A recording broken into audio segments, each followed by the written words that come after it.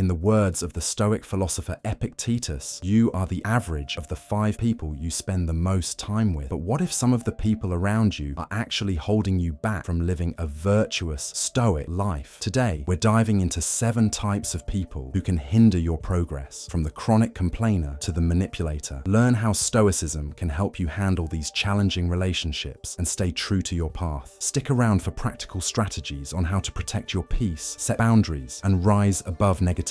Let's get started. The renowned Stoic philosopher Epictetus once remarked that the key to a virtuous life lies in surrounding yourself with individuals who inspire and elevate you, those whose presence brings out your best qualities. This concept aligns with the popular saying, you are the average of the 5 people you spend the most time with. Today, we will examine this idea through a Stoic perspective, exploring 7 types of people who can hinder your progress in practicing Stoic principles. Additionally, we'll discuss practical ways to handle these challenging relationships. Before diving in, I kindly ask you to like this video to support my mission of spreading Stoic philosophy. If you haven't already, please subscribe and activate the notification bell to ensure you never miss a video. Let's begin with the first type of person, the complainer. We all know someone, be it a friend, family member, or colleague, who seems to perpetually criticize everything around them, whether it's the weather, their job, or even the food at a highly rated restaurant. They never fail to express dissatisfaction. You may think, why should this bother me? I can simply ignore them. But avoiding their negativity is often more challenging than it seems. Constant exposure to such pessimism can slowly erode your mental and emotional well-being, much like a dripping faucet gradually empties a full container. Stoicism encourages us to direct our energy toward actionable solutions rather than ruminating on problems. For instance, consider a scenario where you're collaborating on a project with someone who constantly complains can be draining. Each meeting feels like a marathon of negativity where progress stalls and morale plummets. The focus shifts from finding actionable solutions to simply enduring their grievances, leaving you disheartened, not just about the project, but potentially about broader aspects of life. So, how can Stoicism guide us in dealing with such individuals? Several strategies can help. First, whenever possible, limit your interaction with the complainer. If avoiding them is not feasible, perhaps because they are a colleague or family member, your next approach is to mentally detach. During their rants, envision their complaints as a passing storm, unsettling but fleeting and ultimately powerless against the steadfast mountain of your inner tranquility. Another effective tactic is to redirect the conversation. Shift the focus towards solutions or steer it to a more constructive topic. As Marcus Aurelius wisely said, you have power over your mind, not outside events. Realize this and you will find strength. This timeless Stoic principle reminds us to safeguard our mental peace, ensuring that the negativity of chronic complainers doesn't pull us away from our Stoic pursuit of resilience and virtue. Now let's move to the second type of person, the drama magnet. Picture your life as a ship gliding through calm waters, only to be drawn into the whirlpool of chaos created by a drama magnet. These individuals seem to thrive on an endless loop of crises, conflicts, and controversies. Like a whirlpool, drama magnets possess an uncanny ability to draw you into their chaotic vortex. At first, you might mistake their high-energy presence for passion or excitement, but over time, their constant turbulence proves exhausting and potentially harmful. Being around them feels like steering a ship through an unrelenting storm, draining and perilous. What makes drama magnets particularly challenging is the contagious nature of their crises. Their chaos can seep into your life, making their conflicts feel like your own. You may even find yourself dragged into disputes that you had no part in initially. Consider a practical example. A friend who frequently clashes with others in your social circle. One day, they've fallen out with Sarah. The next, it's Tom. They come to you for advice, and before you know it, you're caught in the web, suddenly at odds with Sarah or Tom for attempting to mediate. Stoicism offers tools to navigate such situations with clarity and composure. One effective strategy is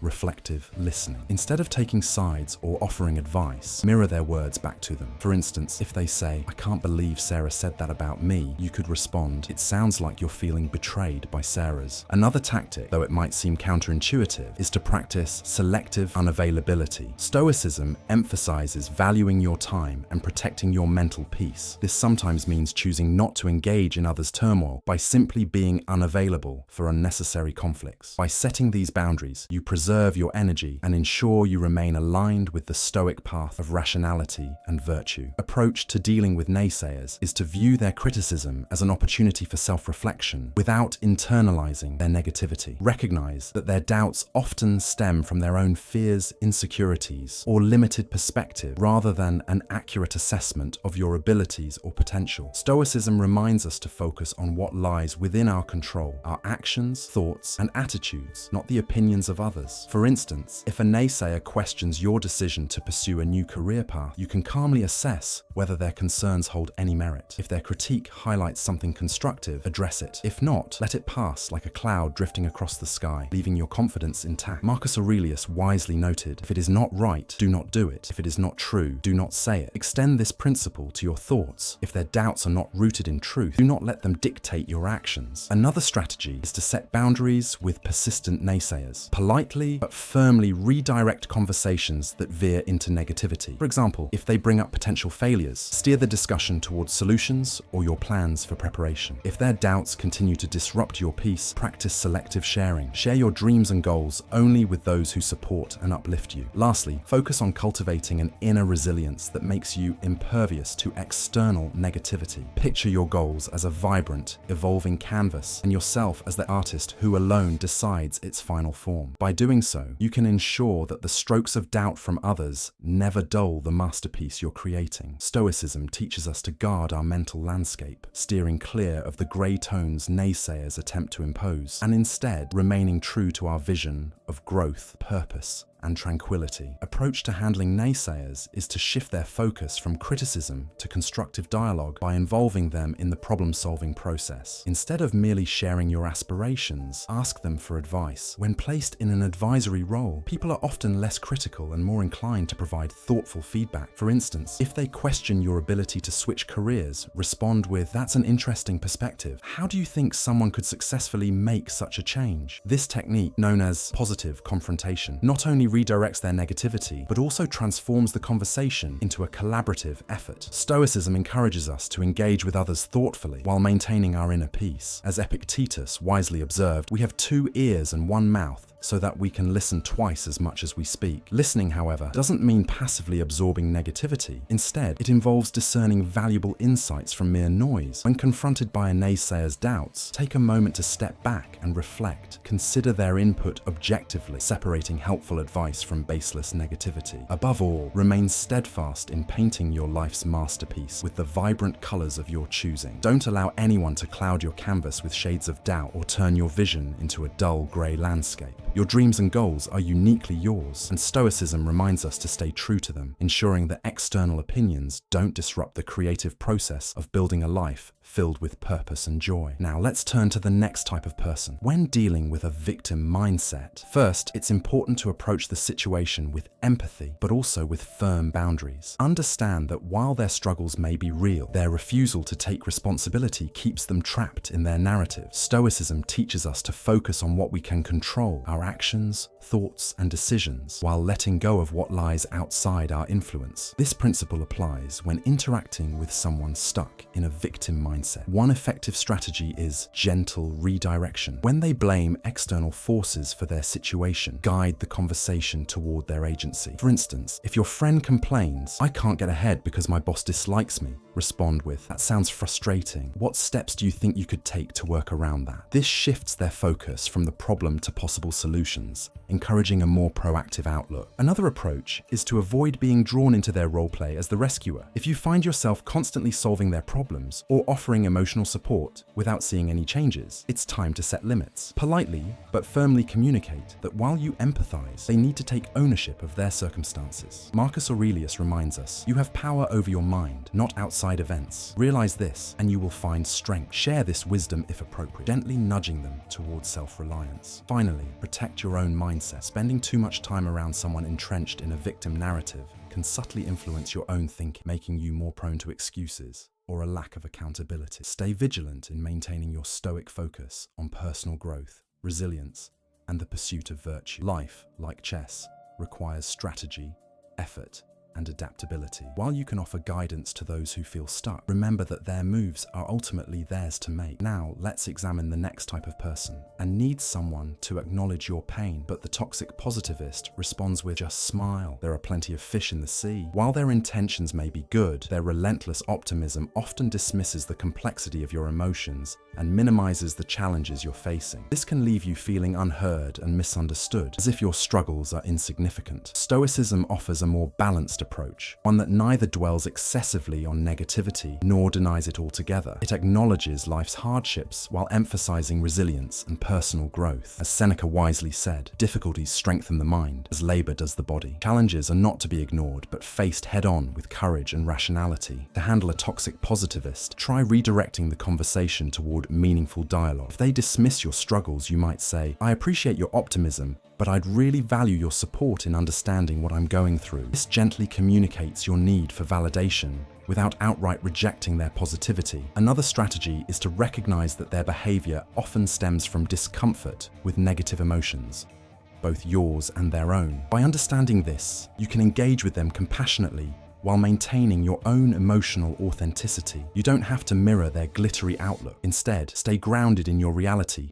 embracing both the flowers and the weeds in your life's garden. Ultimately, Stoicism teaches us to focus on what we can control, including our responses to others. If someone's toxic positivity feels overwhelming, set boundaries to protect your emotional well-being. Remember that genuine growth comes not from ignoring life's difficulties, but from navigating them with strength and wisdom. Let the toxic positivist's relentless cheer serve as a reminder of the importance of balance, finding joy without denying the reality of life's challenges. Now, let's examine the next type of person, the protagonist, carefully crafting your story with intention and purpose. Enter the manipulator, a cunning character who seeks to rewrite your script, often steering the plot in their favor, while subtly pushing you away from your own goals. Manipulators are masters of influence, using tactics like guilt, flattery, or deception to control your actions or decisions. Imagine a colleague who constantly praises your skills to get you to do their share of work. At first, their words seem complimentary, but over time, you notice how they always find ways to offload their responsibilities onto you. Their subtle manipulation. How does Stoicism help us handle manipulators? First, recognize their tactics. Awareness is key. The Stoic principle of observing without judgment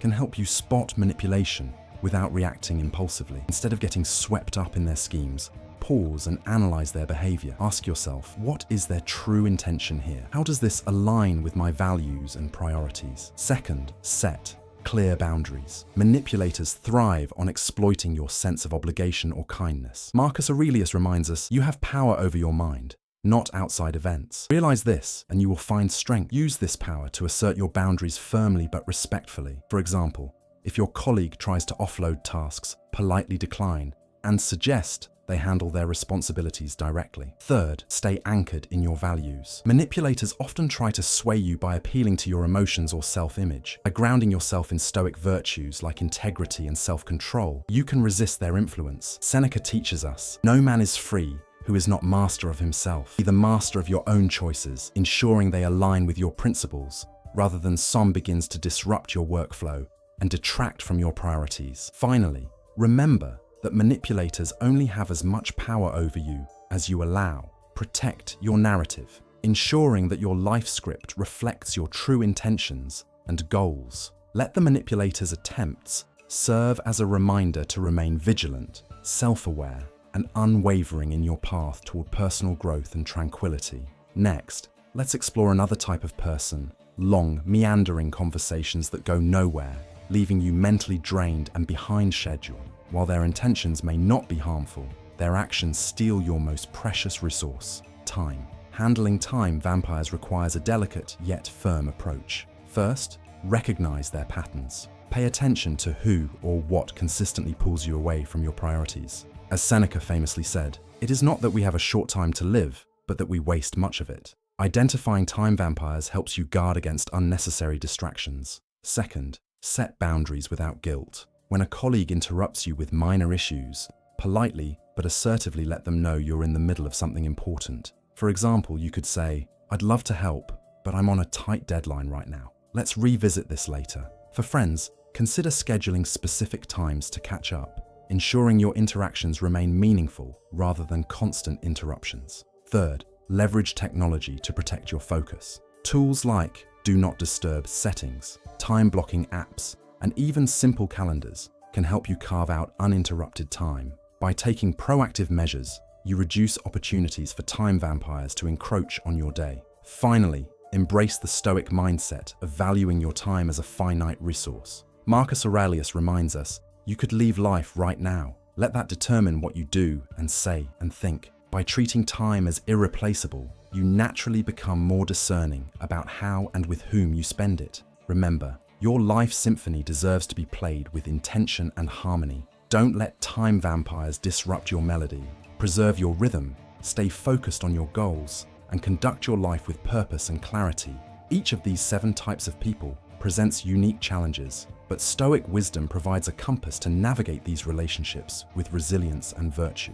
By staying anchored in your values, setting boundaries, and maintaining control over your responses, you can ensure that your life remains your own masterpiece. Countless social events that you're not interested in making you feel obligated to attend and drain your time and energy. These interactions might seem inconsequential in the moment, but the cumulative effect can be profoundly disruptive. So, how do you protect your symphony from being ruined by a time vampire? One effective strategy is the Pomodoro technique, a time management method that involves breaking your work into intervals, traditionally 25 minutes, separated by short breaks. During these intervals, you make it clear that you're not to be disturbed. This sets a boundary that protects your most productive times from being nibbled away. If you find yourself dealing with a social time vampire, remember that saying no is not just okay, it's essential for your well-being. Instead of offering elaborate excuses, a simple, "I appreciate the invite, but I can't make it," suffices. Declining an invitation is not a rejection of the person. It's an affirmation of your own needs and priorities. In the words of Seneca, life, if well lived, is long enough. Stoicism teaches us that time is one of our most precious resources, one that should be allocated wisely. It's the canvas upon which we paint the portrait of our lives at, and we should be highly selective about who and what deserves a stroke of our brush. In the grand composition of your life, make sure each note, each instrument, each melody aligns with your greater purpose. Don't let the cacophonous intrusion of a time vampire throw your symphony into disarray. Hold the baton firmly and conduct your life with purpose, ensuring that every moment is a note well played in your harmonious masterpiece. As we reach the finale of today's exploration into the characters who can derail our path towards Stoic resilience and wisdom, let's not forget that self-awareness is key. It's easy to recognize these types in others, but the more challenging and enlightening task is to look within. Are you perhaps unintentionally playing one of these roles in someone else's life? Remember, Stoicism isn't just about navigating the world, it's also about understanding and improving ourselves. If today's discussion has sparked a realization, an epiphany, or even just a bit of introspection, I'd love to hear from you in the comments section. Write your thoughts, share your experiences, and let's engage in a dialogue that enriches us all. So until next time, may your choices align with your virtues, may your actions reflect your wisdom, and may your life be the masterpiece.